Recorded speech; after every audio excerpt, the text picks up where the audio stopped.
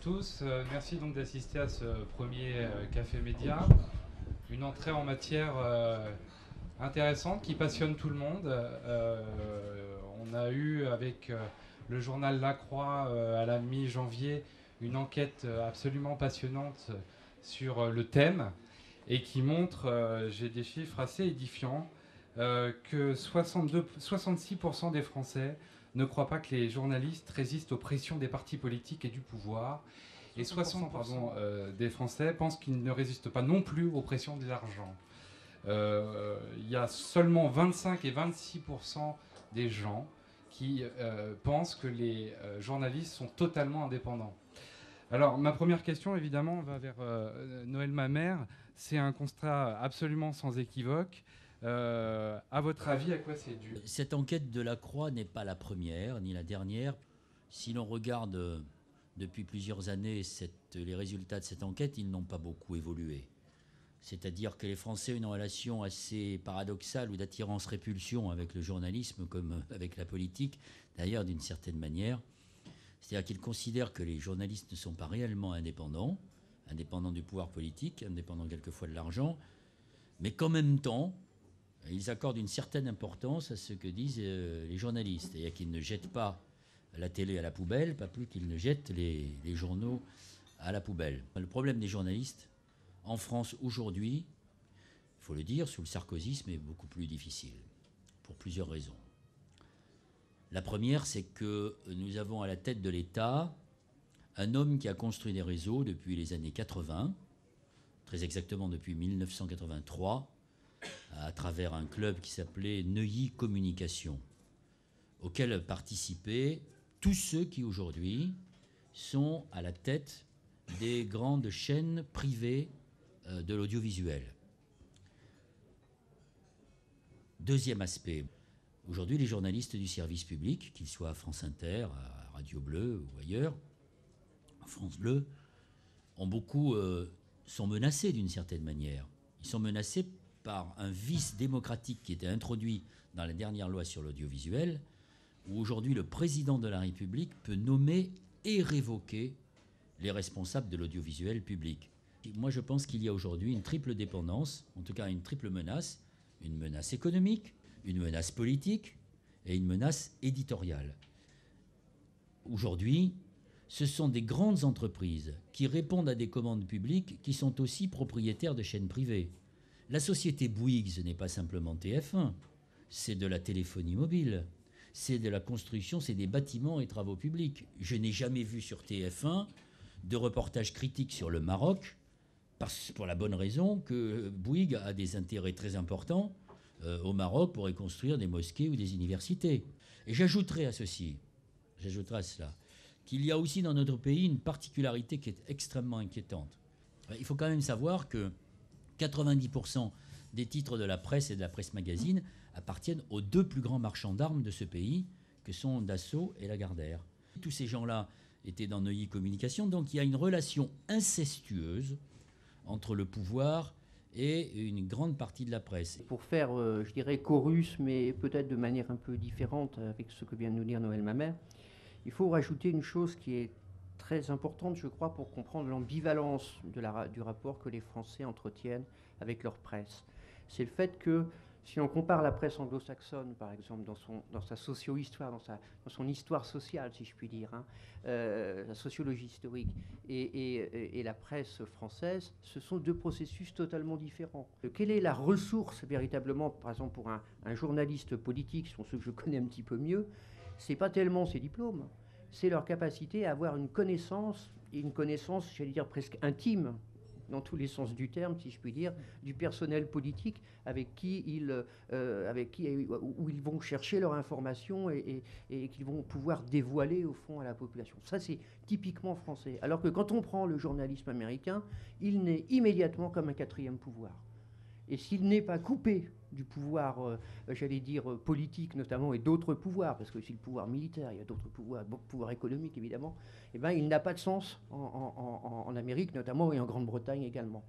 en grande moyenne et sur le temps long, il y a vraiment deux traditions totalement différentes de ce point de vue. Et ça, je crois que c'est quelque chose qui explique véritablement ce que développait Noël Mamère, évidemment avec, j'allais dire, une sorte de renforcement assez caricatural dans les dernières années qu'on vient de connaître. Guillaume Lapac.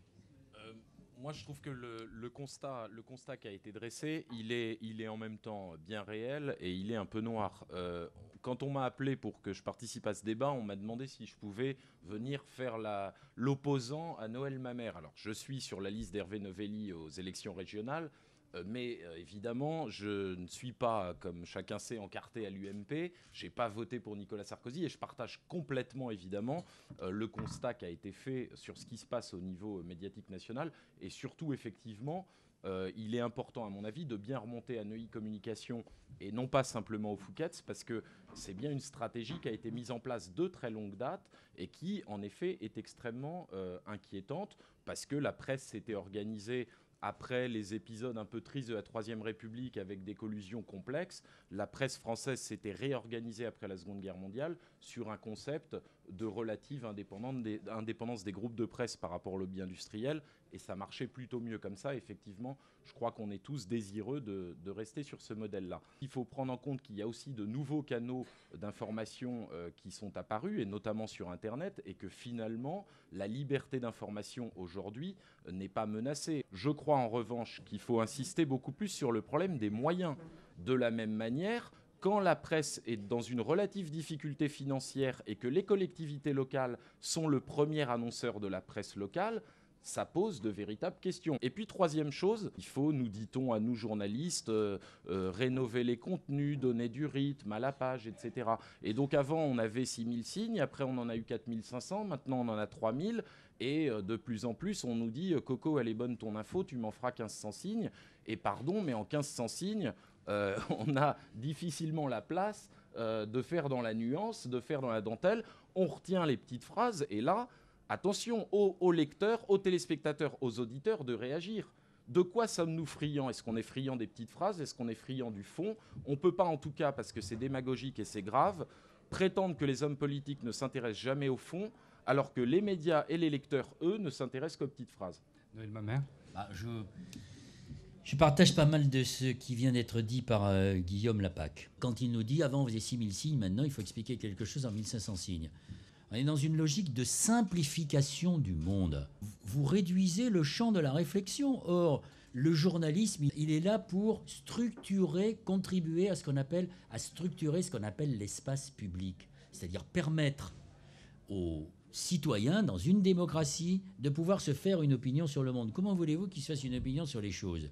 Comment voulez-vous qu'il ait une idée de la valeur ou de la hiérarchie des choses quand vous mettez à peu près au même niveau 3 morts en Afghanistan et la maladie et les stars qui vont voir Johnny Hallyday à Los Angeles parce qu'il n'est pas bien?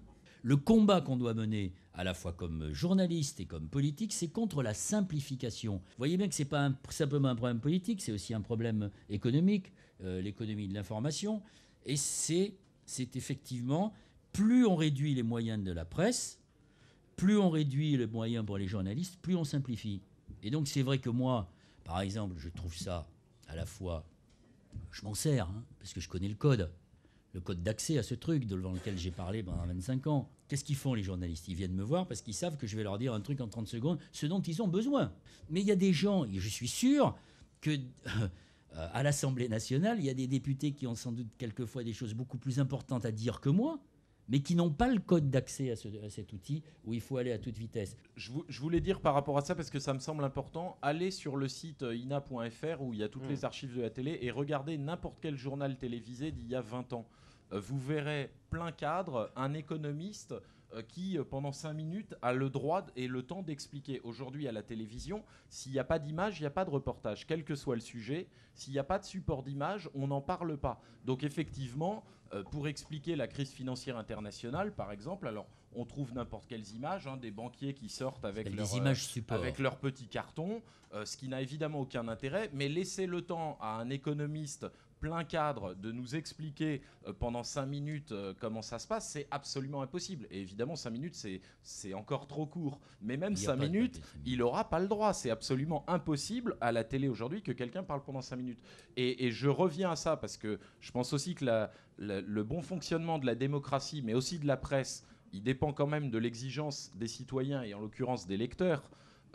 Pour reprendre cette idée du test, de regarder un journal télé, de prendre une feuille de papier et de noter ce qu'on a retenu, ce qu'il faut, c'est le double test, c'est-à-dire passer une demi-heure devant un journal télé et noter ce qu'on a retenu après. On éteint et on note et on s'aperçoit qu'on n'a rien retenu.